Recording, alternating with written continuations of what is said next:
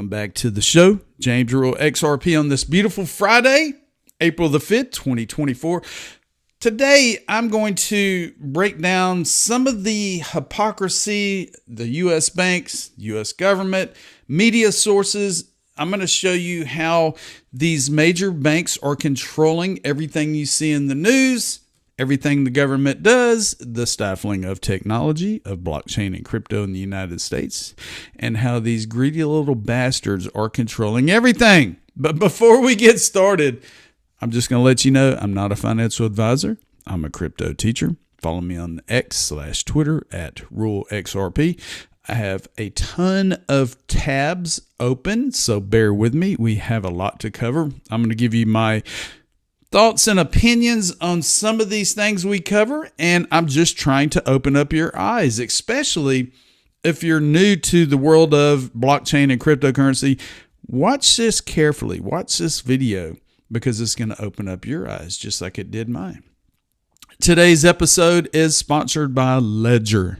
Ledger provides hardware wallets to keep your cryptocurrency safe. This is the Ledger Nano S Plus. It's around $79 US. It keeps many crypto wallets on the blockchain safe because you own the keys to your crypto.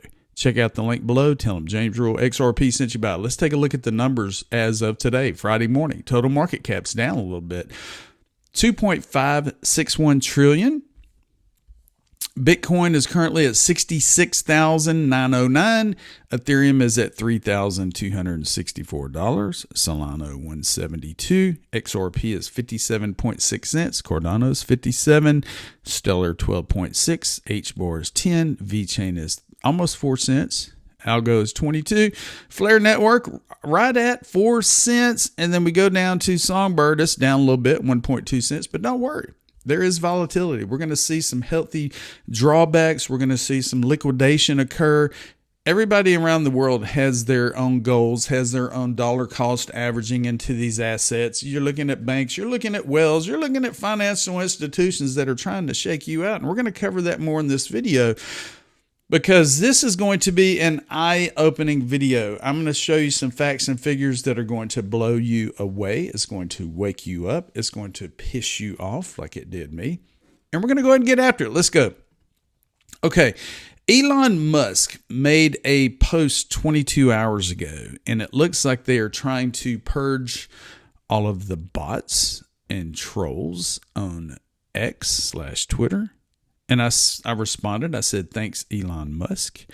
The bots are in full force, and the community does not deserve these distractions. Many newbies on CryptoX are FOMOing and falling for these scams. I report dozens daily. If you see a comment on a social media post saying, hey, I'm a help desk, I'm going to help you do this, or I'm James Rural XRP, I don't have a blue check mark, but I'm going to help you make more money, don't trust them. Don't trust emails, don't trust phone calls, don't trust anything, because these major players are not going to contact you. Learn how to delete. All right, here we go. Now, yesterday, oh man, this stirred up a lot of things in the community. This David Kuhn with CoinDesk wrote this article pretty much saying how bad Ripple is suffering and the things, and they're desperate because they're creating a stablecoin, blah, blah, blah, blah. Well, I'm not going to read this article. I'll leave it below because it's not worth your time to look at all the negativity that's being posted on these social media, on these news outlets. But I have some feedback on this article that was written yesterday. Artur. He is the CEO and co-founder of xpmarket.com. They have a automated marker gateway. They have a DEX. He is pro XRP. The XPM token, it's massive. He goes by at KIRJAKULOV on X. Let's go over this. So I have read CoinDesk's article. It paints a rather bleak picture of Ripple and XRP, suggesting that Ripple is scrambling for relevance with its new stablecoin venture. But let's dive into the claims and add some much needed context. Here we go. Number one, Ripple has struggled to win real enterprise customers. While the article emphasizes Ripple's supposed struggles, it's essential to remember that Ripple has formed partnerships with over 300 financial institutions globally. This includes big names like Santander and American Express. Doesn't exactly scream struggle to me. Number 2. Dwindling usefulness of XRP. The narrative suggests that XRP's relevance is fading fast. However, XRP remains a top cryptocurrency by market cap and is utilized in international transactions and liquidity management by several financial entities. Its use case in RippleNet's on-demand liquidity service highlights its ongoing utility, not its demise. Number 3, stablecoin as a desperate move. Describing the launch of a stablecoin as a last-ditch effort seems unfair. Many major crypto projects are exploring or have launched stablecoins as part of their ecosystem expansion. It's not a sign of failure, but adaptation and growth in the fast-evolving crypto space. P.S. Is PayPal desperate too? Number 4, legal troubles with the SEC. Yes, Ripple is in a legal tangle with the SEC, but it's far from the only crypto company to face regulatory scrutiny. Moreover, the outcome of this legal battle could set a precedent for the industry, indicating Ripple's pivotal role in shaping the future of crypto regulation. I agree with that. Number 5, partnership fallouts.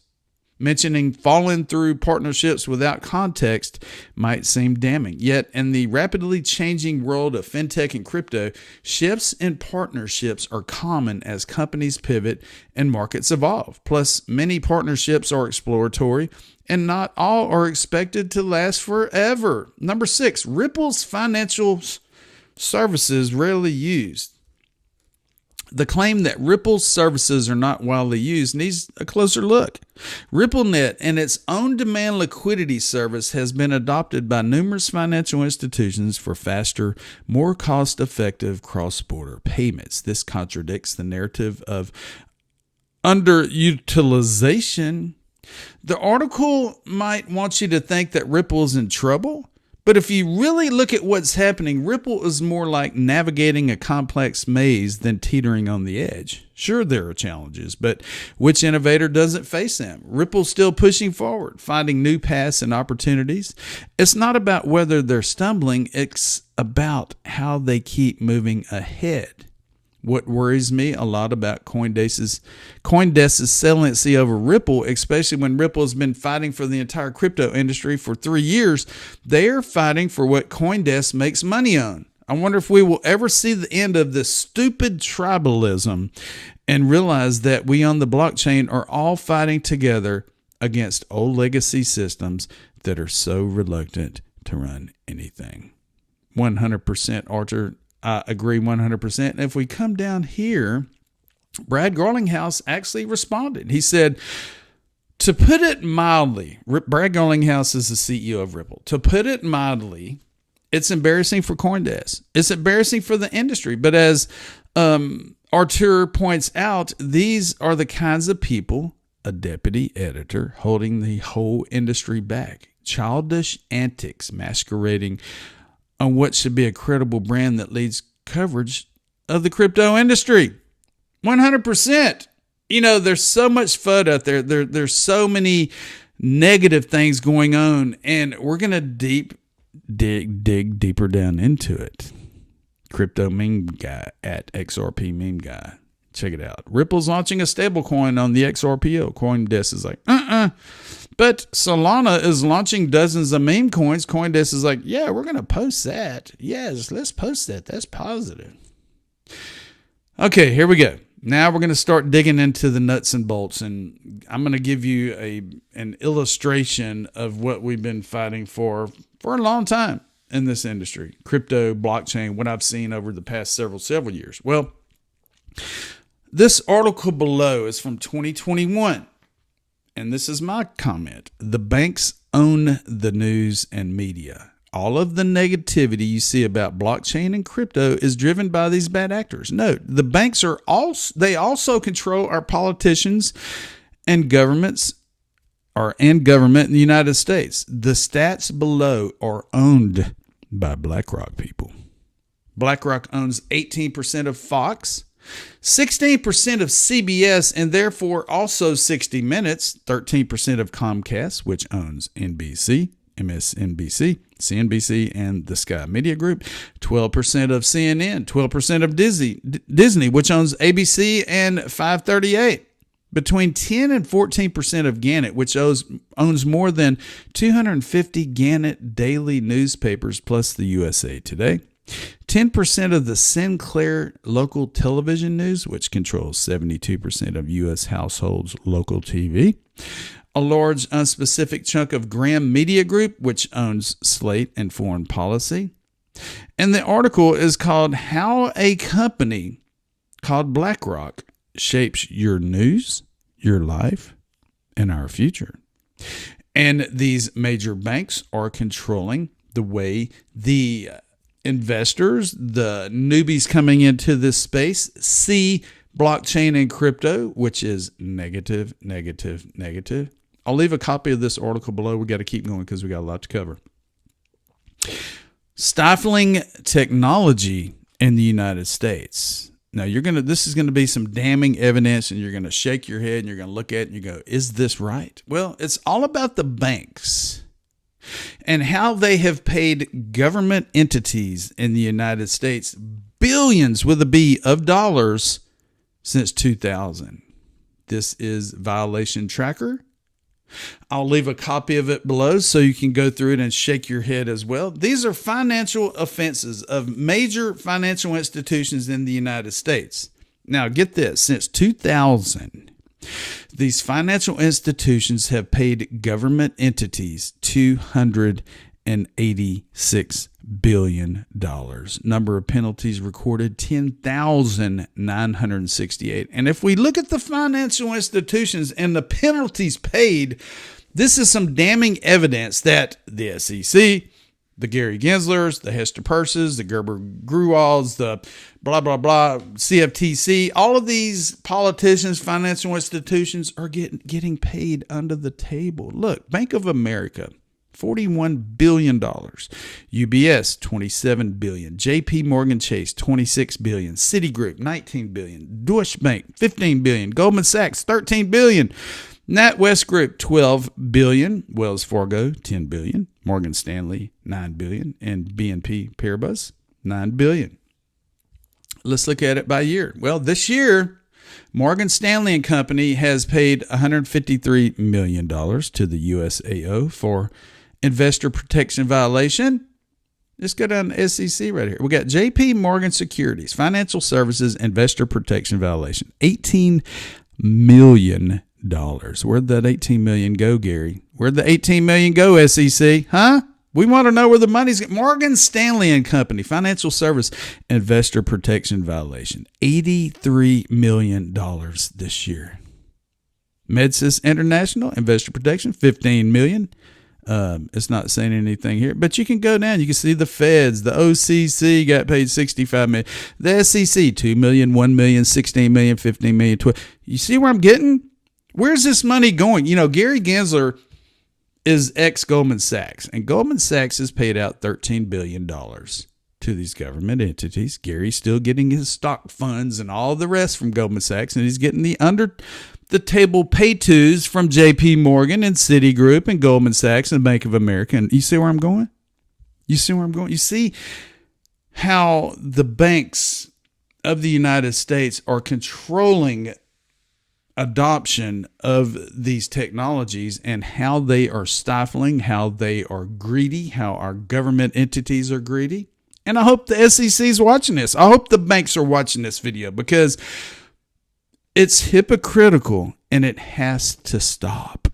And it's up to us to make this happen when we vote. Here we go. I apologize if I butcher your name. Gabor Gerbax.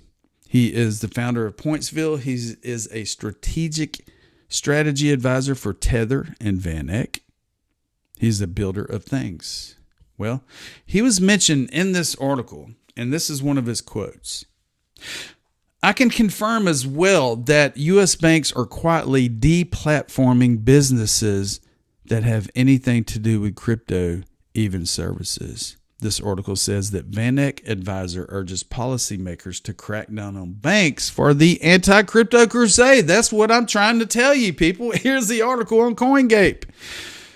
Here's the highlights. Custodia Bank CEO Caitlin Long sounded the alarm over banks discriminating against crypto entities. VanEck Advisor Gabor Gerbax echoed the sentiment and confirmed the actual occurrence of such incidents.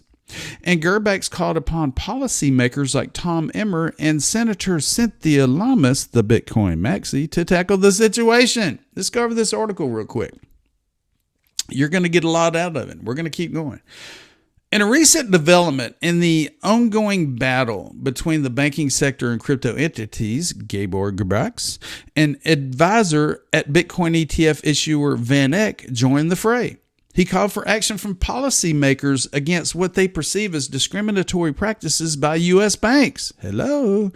The catalyst for this call to arms was a statement by Caitlin Long, CEO and founder of Custodia Bank, which is engulfed in a legal fight against the Federal Reserve.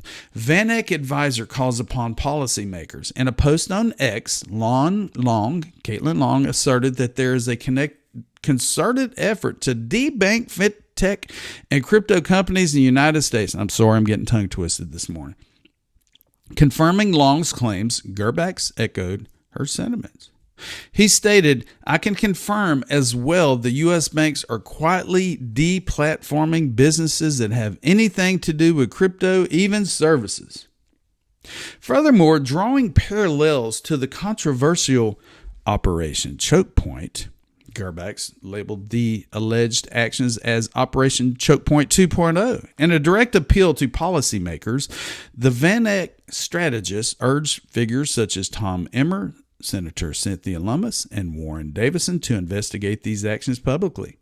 He underscored the importance of holding both government agencies and banks accountable for discriminatory practices. Moreover, Gerbax asserted that those behind discriminative bank account closures should be held responsible. In addition, highlighting the potential legal consequences, the VanEck Advisor referenced the FDIC's 2019 Operation Choke Point lawsuit settlement. He suggested that the purported actions by banks may violate this agreement. In addition, the VanEck Advisor emphasized that individuals and departments complicit in these actions won't get away with it. Gerbax concluded by echoing Long's condemnation of the alleged actions. He reiterated that forced closing bank accounts is discriminatory, illegal, wrong, and likely violates the FDIC's 2019 Operation Choke Point lawsuit settlement. There's a lot more to cover here. I'm going to leave it in the link below. See, now you see how we are starting to wake up, how the community is starting to wake up, and see how the banks, the government, the feds, and all the above don't want us to be successful. Here we go. I was mentioned in a TradingView article. Thank you very much, TradingView. And the article is the SEC advocates for clear crypto regulations and investor safety. Let's take a quick look at it. Now, a couple of days ago, Gerber Gruwal with the SEC made a speech, a 16-minute speech. I shared it on YouTube. I shared it on X, and a lot of people viewed it and got pissed off and wanted to throw rocks at their computers and rocks at their TVs and whatever. But I got it out there because Gerber is negative. He is anti-crypto. He's trying to let the United States, or trying to persuade the United States not to touch digital assets, and it's hypocritical. Here are the key points. Gruwal emphasizes SEC's commitment to crypto regulation for market integrity. Gruwal confirms that the SEC's use of the Howey test for crypto securities gains judicial support and engagement with the crypto community stressed by Gruwal to ensure compliance and safeguard innovation. Gerber Gruwal, the SEC's Division of Enforcement chief, at the SEC Speaks conference, articulated a persuasive argument for the necessity of stringent regulatory measures in the crypto space. He highlighted the differing opinions with the commission, mentioning a discussion with Commissioner Hester Peirce to emphasize the ongoing talks about the most effective way to regulate the crypto market. Here is my post. Gerber Graywall is the director of SEC's Division of Enforcement. His comments are totally opposite of Hester Peirce's yesterday. We need a new SEC now. Thank you very much. Besides, Graywall stressed the importance of rigorous regulation to safeguard investors and uphold market integrity. He aimed to eliminate any uncertainties regarding the SEC's commitment to a solid regulatory framework for cryptocurrencies, affirming that comprehensive measures are indeed being implemented. Moreover, Graywall defended the SEC's use of the 1930-something Howey test to identify securities. He argued that this method applies clearly and consistently, including to cryptocurrencies, and I call BS. This is crucial amid debates on how digital assets fit into federal securities laws. He counterclaims of the SEC's regulating by enforcement, highlighting its rightful authority in the crypto space. Graywall added that judicial support in various cases backs his authority. And you know what? Regulation by enforcement is criminal because you idiots at the SEC are making up the damn rules as you go. People do not want to come in and talk to your ass because you will sue them. You will ask for millions of dollars saying they did something wrong, and you're going to put them out of business and you're going to run them out of the country. Gerber, you need to go. Gary Gensler, you need to go. Hester Peirce, you need to step up the game. You need to be the commissioner. If you're going to talk the talk and walk the walk, you need to demand something just like us. Crypto Mom keeps talking that smack. Oh, yeah, I hate the SEC. We're doing the wrong thing. Well, make something freaking happen. Make something freaking happen. We are sick and tired of being sick and tired, just like the Tom Emmers and the Warren Davisons and the Cynthia Lummises, blah, blah, blah. We need regulate, blah, blah, blah, blah. Shut the F up. Make something happen. Offer Gary Gensler a subpoena. Make him speak. Because your hands are so far up his butt right now, including the banks, he's not going to speak because it's all about the banks, baby. You see where I'm coming from? I'm just getting my point across. I'm getting my thoughts and opinions out there because it's ridiculous. It's criminal. Our government is criminal. The banks are criminal. They're controlling the way technology is being stifled in the United States, and we're starting to see more of it every day. If you get a chance, subscribe to the James Rule Crypto Show. I want to thank all of the new subscribers in the past month. My channel is growing, and I want to thank you very much. Please share my channel. And have a wonderful weekend. And like I always say, my name is James Rule XRP, and guess what? I told you so.